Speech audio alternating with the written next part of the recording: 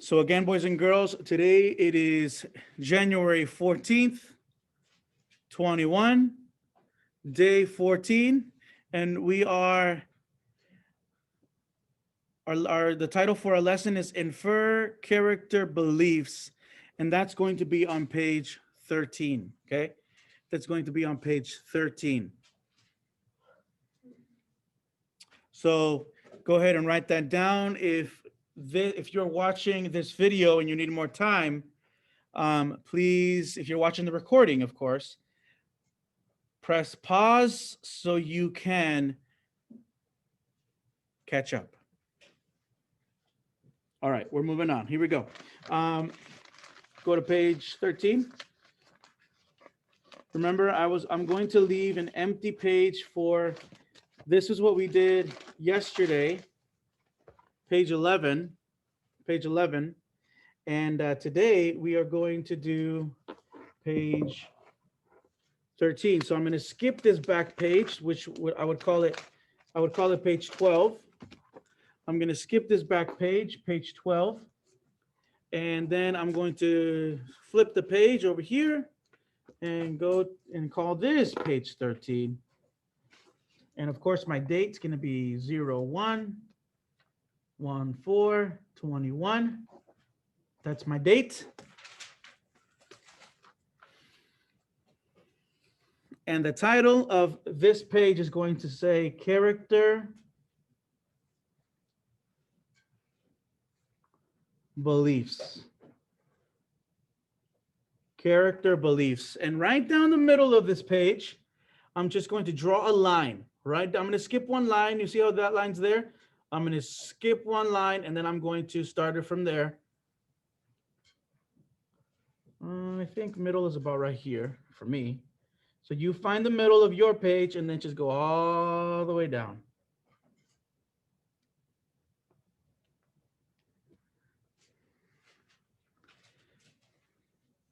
And then I'm going to draw, remember I told you this was going to be a T chart. So it's going to look a little bit like a T. So go ahead and just like that. I like doing it twice just so it's a little bolder and darker, but it's up to you. On one side, we're going to write Peter. On this side, we're going to write Peter. And on the other side, what do you think we're going to write? Alana? Grandpa. Yeah, Grandpa Jack. Grandpa Jack. Grandpa Jack. So one side Peter, the other side Grandpa Jack.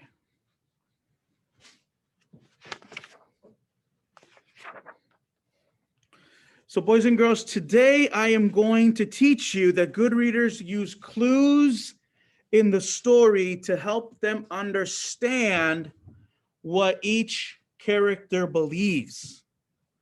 Today you will be inferring. Everyone say inferring. Say it loud, inferring. Today you will be inferring Peter's beliefs about war and Grandpa's beliefs about war. We're going to see their differences. We're going to infer what they believe. When we infer, we are almost like making a guess, an assumption. When you assume something, you don't know for sure, but you look at the evidence, you look at what you see, you look at what people say, you look at how people act, you look at how what people do, how people feel, and then you infer, oh, he must be this, or oh, she must feel like this about this. When you infer, you are making an assumption. When you infer, you are making a best guess, your best guess. Okay, so today I want you to watch me as I model how I look for clues. Okay, I'm going to be looking for these clues, these things that they say, Peter and Grandpa, about what they believe about war, about what they believe about war. So let's begin reading. We're on page 52. We're on page 52. It says the first strategy conference. The first strategy conference. Okay, we're on page 52. We're going to begin reading there. And so what we know so far, Peter has already snuck down into his dad's office.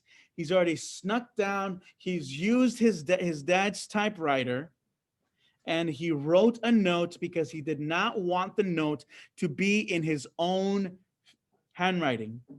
So he wrote a note, and he didn't say signed Peter. He said what? Signed the secret warrior. So he doesn't want anybody, just in case somebody finds the note before Grandpa, he doesn't want people to know that it was him. Okay, so we're going to begin reading on page 52, chapter 16. All right, here we go. I'm going to show the book under the doc cam, so those of you that don't have it can follow along for now. The first strategy conference. You are so stupid. It's amazing you can live. Wow, that's one way to start a chapter, huh? Billy was saying, we were at his house playing his game, Stratomatic baseball. Steve and I had one team. Billy had the other. Naturally, Billy always fixed it so that he had Babe Ruth and Ty Cobb on his team. Naturally, Billy always seemed to win. You don't start a war with a note, Billy said. You think the Japanese sent a note before they attacked Pearl Harbor? Dear United States, pardon us, but we are going to sink all your ships. Sorry. Are you sure your grandfather got the note? Steve asked. Yes, he couldn't have missed it. It was right on his pillow. Maybe it fell out when he took the bedspread off, Steve said. Then where would it go? I said. On the floor, out the window? It was a big piece of paper. It didn't just fly away. You have to attack, Billy said. Not just write a polite note. Blam! Drop a bomb! Wham! Hit him with a rocket. I am not going to bomb my grandpa, I said. Then what are you going to do? Steve said in his slow and careful way. His eyes seemed to be laughing at me as he waited for me to answer. I'll do something, I said. Some war, Billy said. Meanwhile, he threw the dice and all his all-time all-star team scored 2 more runs on a double by Honus Wagner. It's time you got started fighting. All of a sudden, something clicked in my head. Before I knew it, I began to laugh. Billy and Steve looked at me as if I'd gone nuts. Thanks, Billy, I said. Thanks a lot. Time I got started all right. Time, sure enough. And then I told him what I was going to do. Next chapter, chapter 17, night attack. I really figured that I wouldn't be able to sleep at all that night, but I was wrong. I set my alarm. I set my AM FM digital clock radio for 2 o'clock in the morning before I clicked off my reading lamp. I guess I must have tossed and turned for a while, thinking of what I was going to do and being nervous about it. But when the radio came on, I put the lights on, shut off the radio, and looked at the note I had prepared one more time. This is what it said. You following along? People who steal other people's rooms should not sleep well at night. Surrender my room and the war will be over. The Secret Warrior. Okay, boys and girls. When the book said that people who steal other people's rooms should not sleep well at night, I was thinking that Peter believes that someone who takes something from you, someone that takes something from you and it doesn't belong to them should be punished. He thinks that they should be punished. So this helps me understand that Peter believes that starting a war with his sweet, bum-legged, old and depressed and sad old grandpa, he thinks that starting a war with his grandpa is the right thing to do. He thinks it's the right thing to do. So let's turn this over and write that down. Write this down with me. Peter, let's put a bullet here. Someone who takes something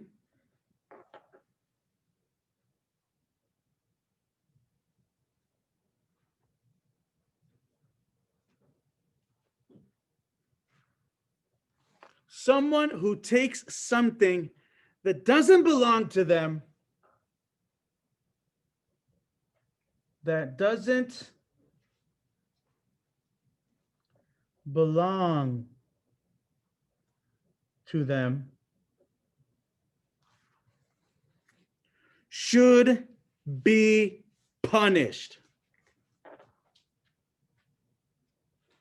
Should be punished with capital letters.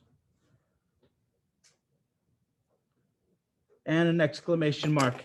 He believes that someone who takes something that doesn't belong to them should be punished. Underline, underline. That's what he believes. That's what Peter believes.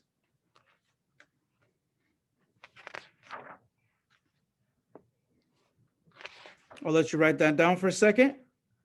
But again, if you don't finish writing it down, remember that I will be posting this video so you can rewatch this video and pause it as much as you'd like, okay? And then you will have plenty of time to copy all that down. Okay, let's keep reading. We are at the bottom of page 54. We're about to go into page 55. I took my pocket flashlight, put it on my slippers, and went into the hallway.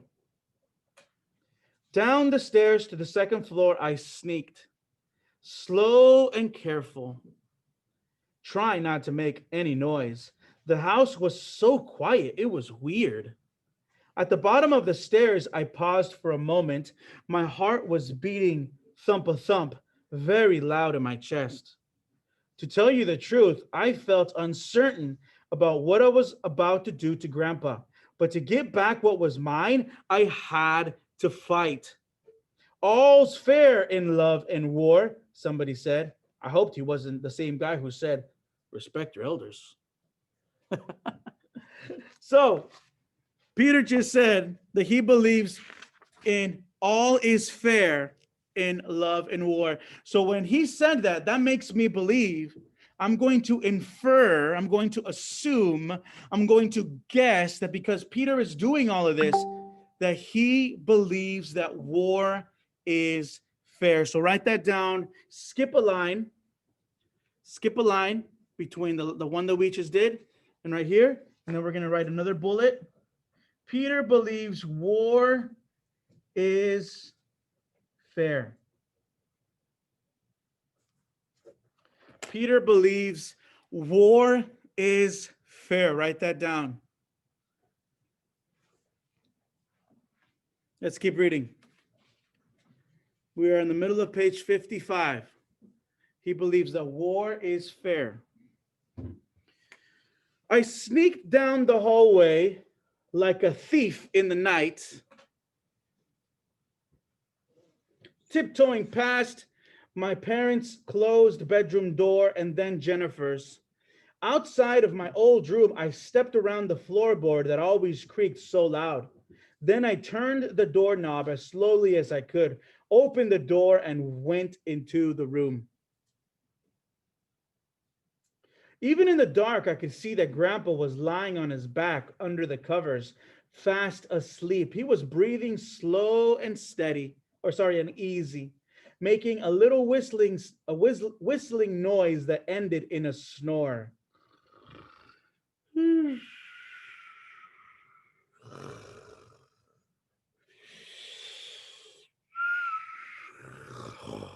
That's how I imagine his snore. Where am I? One of his feet poked out of the covers at the bottom of the bed. I walked very carefully around the floorboards I knew creaked and went to the dresser. Here was where I needed my pocket flash. Next page.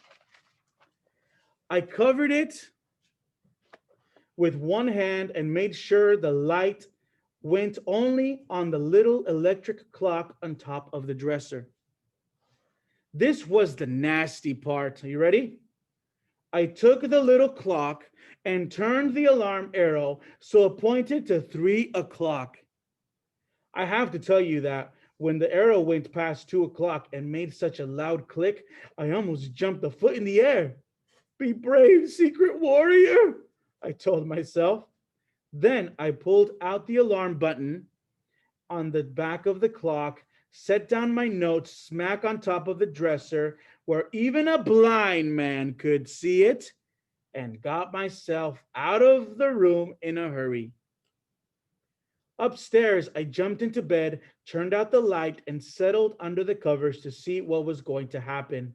In less than an hour, that alarm clock was going to go off, and Grandpa would be awakened in the middle of the night. Be still, my heart. Chapter 18. The First Peace Conference. You know, I couldn't fall asleep. It was kind of like waiting for a bomb to go off.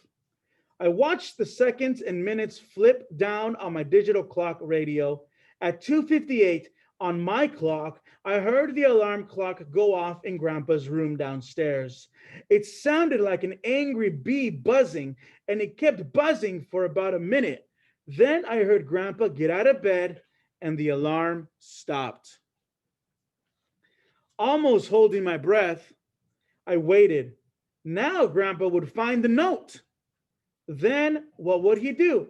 Ignore me again? I heard the sound of Grandpa's door opening.